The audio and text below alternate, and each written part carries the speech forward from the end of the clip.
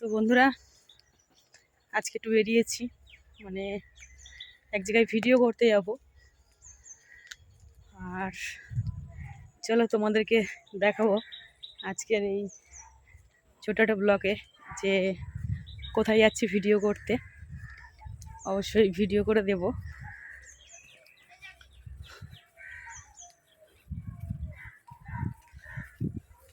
মানে সবসময় তো বাড়ির কাছে ভিডিও বানাই, আজকের ভাবছি একটু অন্য জায়গায় গিয়ে আর ভিডিও বানাবো, তার জন্য বেরিয়েছি।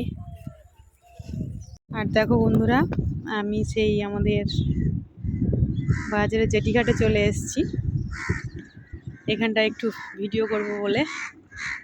আর দেখো নদীতে কত লঞ্চ, মানে কি বলবো, গুনে শেষ করা যাবে না। আর এটা হচ্ছে আমাদের সেই বসুয়া সুন্দরবনের জেটিঘাট।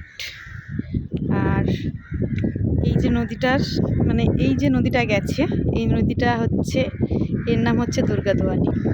আর ঠিক এই নদীটা ঠিক একই সঙ্গে মিশে গেছে আমাদের এই নদীটার সঙ্গে। এই নদীটার নাম হচ্ছে মাতলা। আর আমি আজকের এখানে এসেছি একটু ভিডিও করব। আর তোমরা এই ভিডিওটা দেখে অবশ্যই কমেন্টে জানাবে যে কেমন লাগলো ভিডিওটা, অবশ্যই জানাবে কমেন্টে। আমি একটু সামনে গিয়ে দেখাই। এসছি ভিডিও করতে, জানি না কি হবে। আমি আগেও এসছি এখানে ভিডিও করতে, ভিডিও করে দিয়েছি, সেটা হচ্ছে অনেক আগে। এখানেও অনেক লঞ্চ বা বোট বাঁধা আছে সামনের দিকে। আর এখন তো জল ভর্তি। আমি মনে করলাম যে নদীর জল অনেকটাই নিচে, জেটিঘাট আছে এখানে, যার জন্য এখানে এসেছিলাম। এসে দেখছি ভিডিও করা যাবে না, কেননা নদীতে জল এখন ভর্তি, মানে জোয়ার হচ্ছে নদীতে। আর একটু ভাটার সময় আসলে কি হয়, তখন এই সামনে এই যে জেটিটা জেগে আছে অবশ্যই, কিন্তু অনেক লঞ্চ আছে, বোট আছে, সেই জন্য আর কি।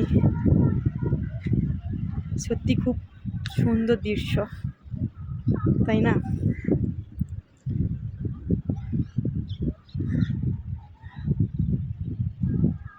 আর পুরো নদীটায় কি বলবো, প্রচুর নৌকা, মানে নৌকা যেমন লঞ্চ চারিদিকটায়। চলো বন্ধুরা, টাটা। কেমন লাগলো আমার এই ব্লগটা অবশ্যই কমেন্টে সবাই জানাবে। একটু ঘুরিয়ে দেখিয়ে দিই। আমি এখান থেকে এসছি নেমে, আর সামনে রাস্তা আছে।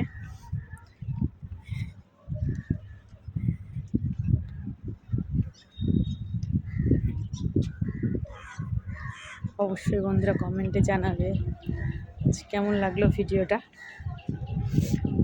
আরেকবার একটু দেখিয়ে দিই সবাইকে। অনেকে বলে যে দিদিভাই তোমাদের সুন্দরবনের জায়গাটা খুব সুন্দর। হ্যাঁ, জায়গাটা খুবই সুন্দর, কিন্তু সবাই এখানে শীতের সময় প্রচুর মানুষ ঘুরতে আসে, সব লঞ্চগুলো বাঁধা, সব মানে ঘুরতে এসছে এখানে। টাটা সবাইকে।